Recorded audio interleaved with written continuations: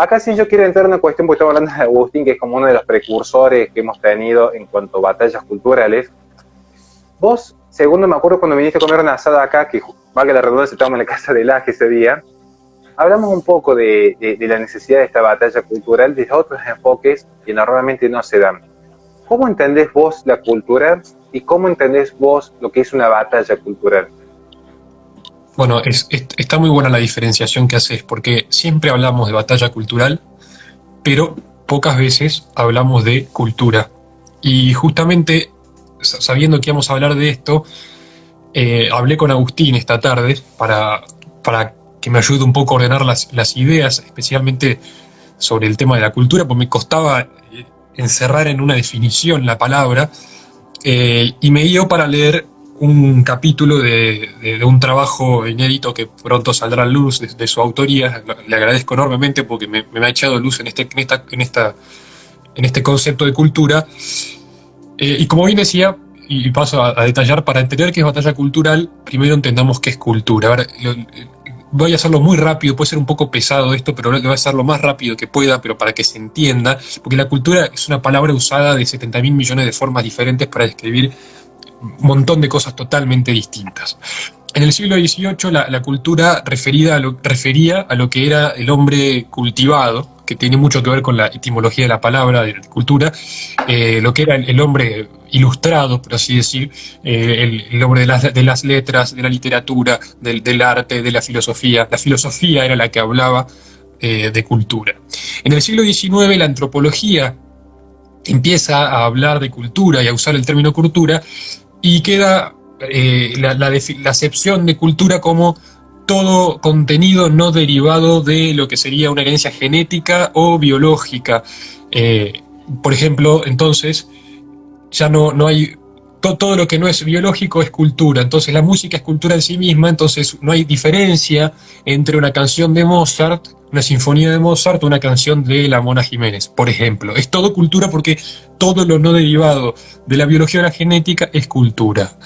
Eh, más hacia acá se empieza a usar una acepción estética de la cultura, tiene que ver más relacionada con lo que es el ocio en el buen sentido de la palabra, a la hora de uno, digamos, disfrutar, por así decir, de elementos del entorno muy puntuales en la experiencia humana, como podrían ser cuadros de arte, museos, la música incluso.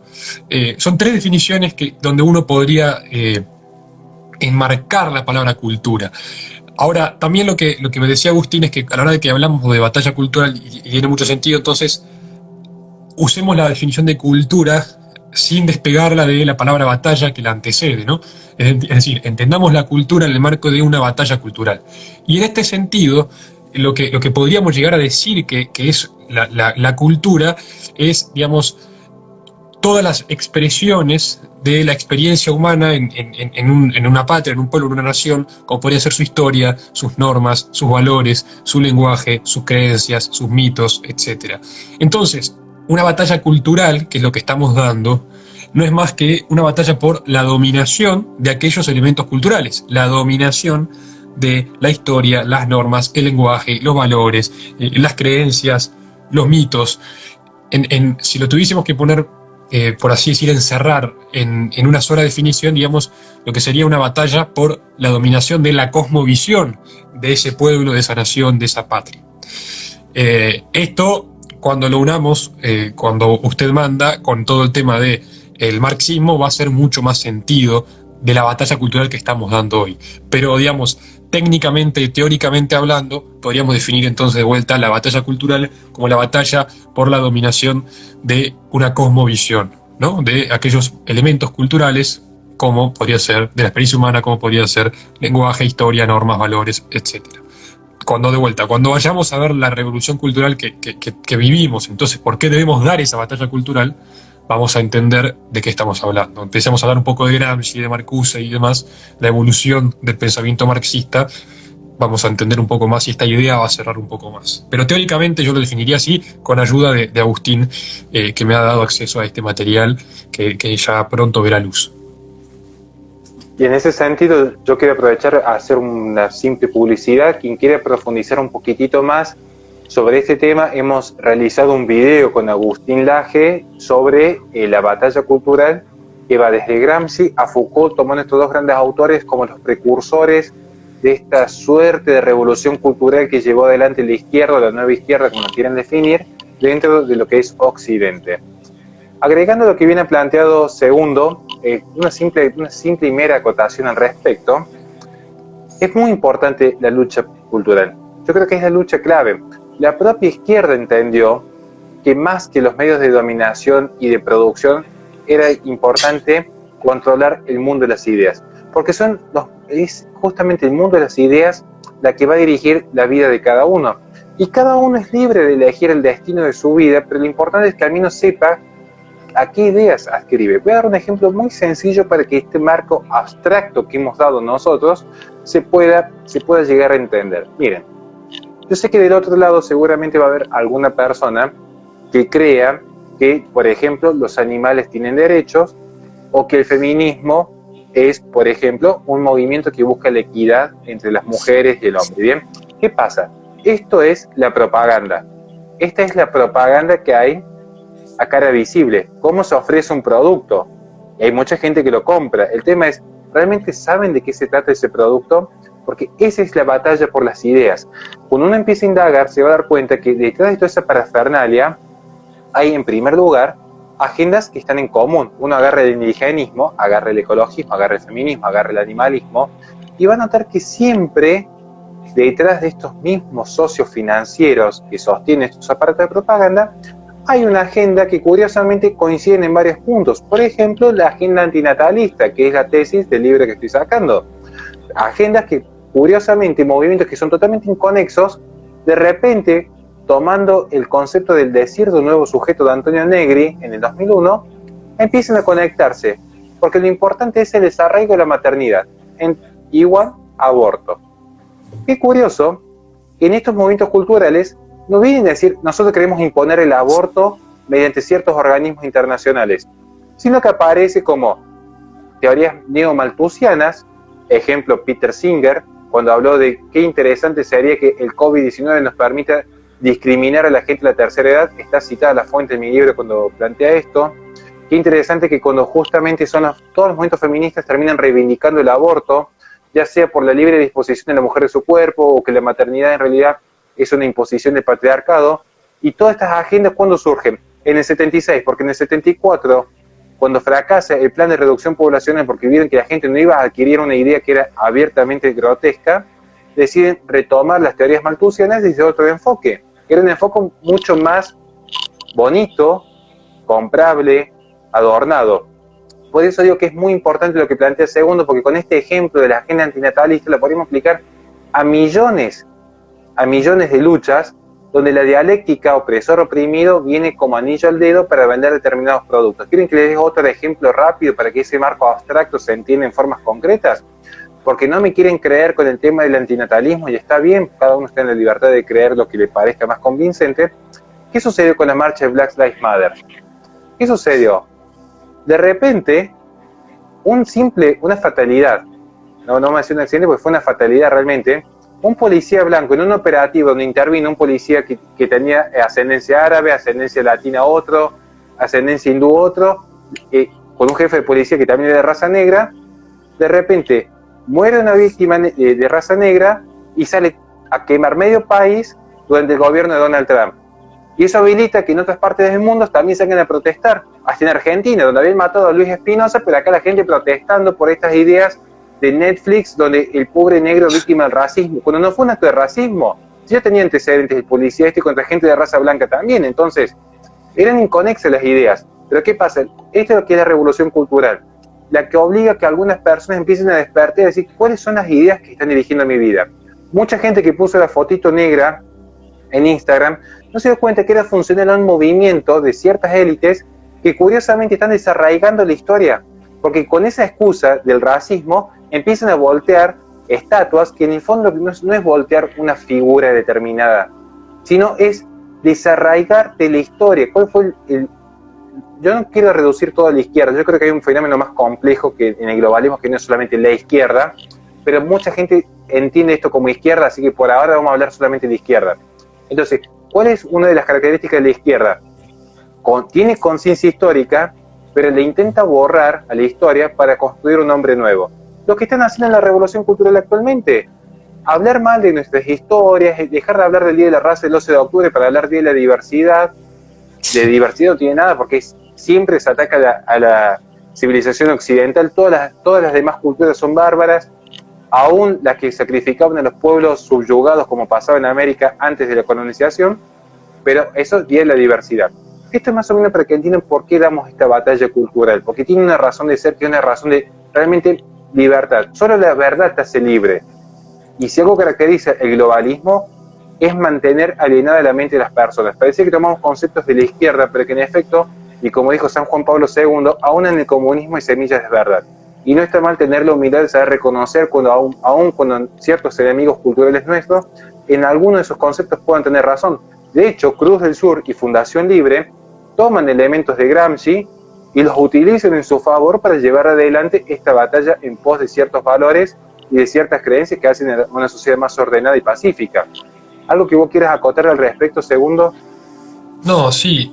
Primero que ahora sí hemos empezado a entender lo que yo decía hace un ratito de estas expresiones de la experiencia humana. Cuando vos hablás de que tiran la estatua, y que no es que tiran la figura de mármol, no, están tirando la historia, están tirando lo que esa estatua representa, las ideas que esa estatua defendió. Digamos, ahí es donde se empieza a entender esta definición de batalla cultural que hablábamos hace un rato. A ver, a mí me interesa, como vos recién decías que tomamos cosas de Gramsci, que la gente entienda y haga la conexión en por qué decimos, muy bueno el comentario de que no es solo la izquierda, sino que es mucho más que eso, pero bueno, no da tiempo de la exposición para hacer esa profundización, pero vamos a hablar de la izquierda como una generalización de este concepto, pero que la izquierda o el marxismo han empezado a dar esta batalla cultural, en realidad hacernos la revolución cultural. ¿Qué quiere decir eso? A ver, pongamos en contexto, en el siglo XX las ideas marxistas, se creía que, siguiendo al pie de la letra lo que había escrito Marx en su momento, la revolución iba a ser en las fábricas por la clase oprimida, proletaria, por la estructura y la superestructura y toda la dialéctica de Hegel, bueno, digamos, toda la teoría marxista. Esto cambia radicalmente a raíz de ciertos pensadores, especialmente de Gramsci, que preso en la cárcel empieza a escribir textos, porque ni siquiera fueron libros publicados, creo que se publicó todo después de su muerte, donde empieza a entender que la hegemonía va a ser al revés, iba a ser de la superestructura hacia abajo, pero de vuelta usándola a su favor, ahora no en su contra. Y lo que empieza a intentar de pensar, de entender es de, digamos, cómo una clase social puede imponer, por así decir, su visión o su ideología en otra clase. ¿Y cómo hacía eso? Bueno, atacando la cultura. Principalmente él hablaba de radios y de instituciones educativas. Es decir, radios, pongámoslo en contexto en ese momento, ¿no? Hoy sería, digamos, si tomo los medios de comunicación por un lado y si tomo la educación por el otro lado, entonces voy a conquistar la cultura. ¿Qué es lo que voy a conquistar? Estas, digamos, elementos culturales, como hablamos recién, de estas expresiones, historia, normas, valores. Yo voy a dominar todo eso, sí, por un lado, educo a las bases en estas ideas, en contra, o digamos, imponiendo mi visión de la historia, mi visión de los valores, mis normas, y por otro lado, voy a adoctrinar a la sociedad que, como idiotas útiles, sin darse cuenta, van a sentir si yo voy por los medios de comunicación. Entonces ataco a todo el espectro, excepto a aquel que esté lo suficientemente formado y avivado como para darse cuenta de esto. Y acá también hay un punto clave, que es además tiene una conexión histórica con otras ideologías, como puede haber sido el liberalismo y la Revolución Francesa, o antes el protestantismo, que es quiénes son aquellos que se dan cuenta de esto y dónde se protegen. Se protegen en la familia. La familia es el último lugar de la sociedad donde el individuo se protege ante estos avances. ¿Quién es la institución que más protege a la familia? La Iglesia. Entonces, ¿a quién hay que destruir? Hay que destruir a la Iglesia para poder destruir a la familia y de esta forma poder terminar de penetrar en la cultura a través de vuelta de los medios, de las universidades y de los colegios.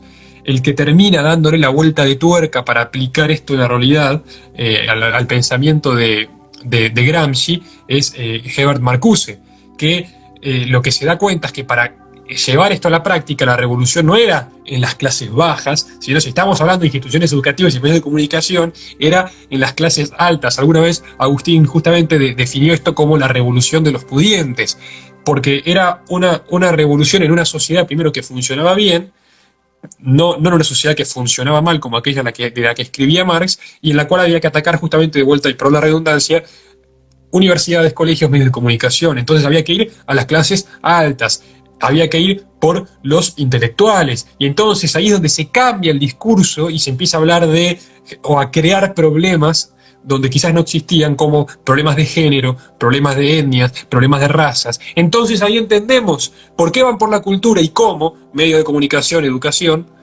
y por qué y por dónde nos van a querer entrar. Indigenismo, feminismo, globalismo, homosexualismo, todos problemas que en realidad hoy en la cultura occidental, en el siglo XXI, no existen, no son reales. Porque esta gente no va a pelear el feminismo allá en Medio Oriente, donde las matan y azotan, donde no se puede ver más que los ojos. Esta gente está acá en una sociedad donde no existe época de historia donde hay más igualdad entre el hombre y la mujer. Incluso a veces discriminación por otro lado. Puede existir algún tipo de discriminación muy puntual que habrá que corregir, pero digo, no es un problema general. O acá en Argentina no se quieren inventar un problema de indigenismo importando indios. Es una cosa que es un delirio. Entonces empiezan a crear estos problemas bajo discursos nobles, esto vos lo sabés muy bien, y de vuelta, atacando desde abajo por la educación, desde arriba por los medios de la educación, con un objetivo muy claro, que es la familia y la iglesia como último lugar de protección del individuo, y te toman la cultura. Hasta que uno, de vuelta, se despierta, se da cuenta y hace lo que estamos haciendo, que es justamente la batalla cultural. Esto después uno lo puede conectar, y tiene mucho que ver con lo que vos dijiste de este fin de la izquierda, del hombre nuevo, con lo que fue el liberalismo, especialmente la Revolución Francesa y antes el protestantismo. Mucha gente lo dice y tiene mucho sentido que el marxismo, digamos, termina siendo la evolución la culminación de lo que fue la Revolución Francesa, en el sentido de que ambos terminan esa idea de libertad absoluta, esta visión inmanentista del mundo, lo que buscan es crear un hombre nuevo. El marxismo busca crear un hombre nuevo, es decir, en origen y en final terminan teniendo el mismo lugar. Lo que cambia de ambas ideologías termina siendo el camino, cómo llegan a ese origen, a ese final. Ese es un problema que hay que atacar, que de a poco se está empezando a salir a la luz, y que, bueno, hay que empezar a darle bola, porque acá volvemos al principio de todo, hay mucho confundido que con buenos eslogans defiende ideas que de pronto no son tan nobles, tan buenas. Pero bueno, ahí nos vamos del contenido de lo de hoy, es para otra discusión. Pero a fin de cuentas, entonces, y para resumir, acá se termina de entender esto de la batalla cultural. Es por la cultura, entendiendo la historia, normas, valores, lenguaje, a través de los medios de comunicación, a través de la educación, atacando a las sociedades más ilustradas, y de vuelta buscando destruir la familia y la iglesia como los últimos dos lugares donde se protege el individuo. Ciertamente la familia y la fe han sido los baluartes ante todo poder político a lo largo de la historia. Ustedes piensen que desde el cristianismo primitivo la gente hubiese estado dispuesta a perecer ante los leones antes que claudicar en su fe, que es lo que ha generado el progresismo en el siglo XXI. Viendo que no pueden con un dedo tapar el sol, crean múltiples soles, aparece el relativismo moral, relativismo religioso, relativismo ético, en cuanto que creen que, tomemos el ejemplo puntual, concreto y material que es fácil de corroborar. Católicos por el hecho de decidir. Ningún católico, por querer quedar bien con el progresismo internacional, hubiese aceptado el aborto, porque saben que es contrario a su fe y estarían dispuestos a morir antes que claudicar en la fe. ¿Qué hacen? Intentan generar una batalla cultural en la cual vos creas que sin dejar de ser católico podés abortar, porque hay mucha gente confundida sobre esto, y sobre eso también ya hemos escrito bastante.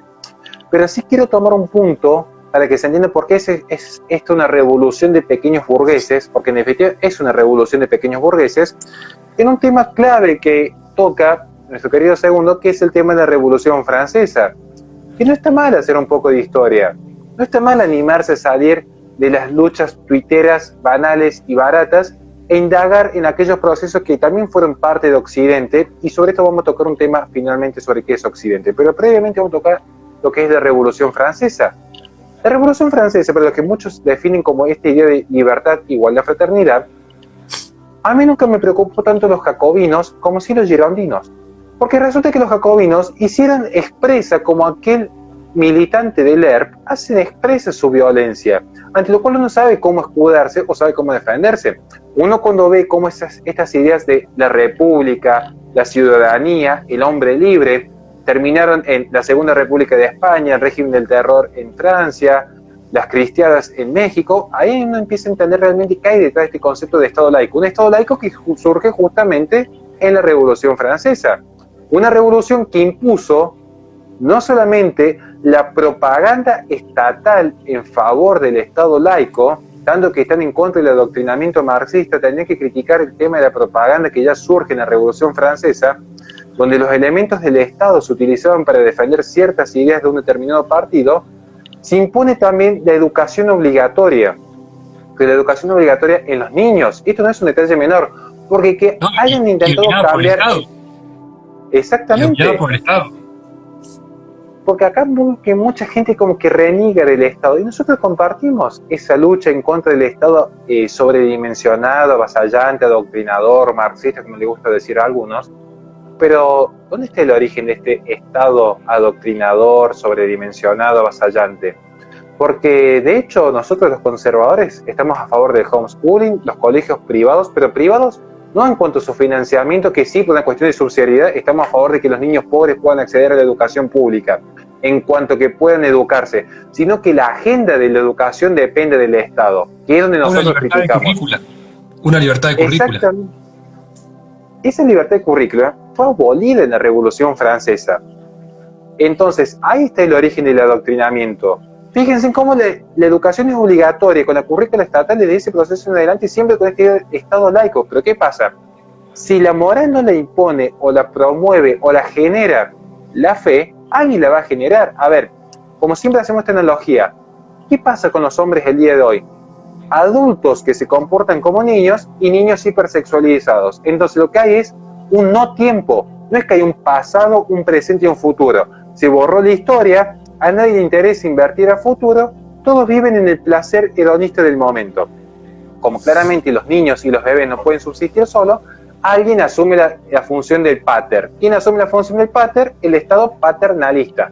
Pero esta idea de mantener subyugada a la sociedad bajo las dependencias de un poder político ya se viene arrastrando en la Revolución Francesa. Y digo, cuidado con los girondinos, porque todo el mundo dice, ah, no, yo vi diálogos de Carmelita, yo estudié los libros de Belloc, claramente que los malos fueron los jacobinos.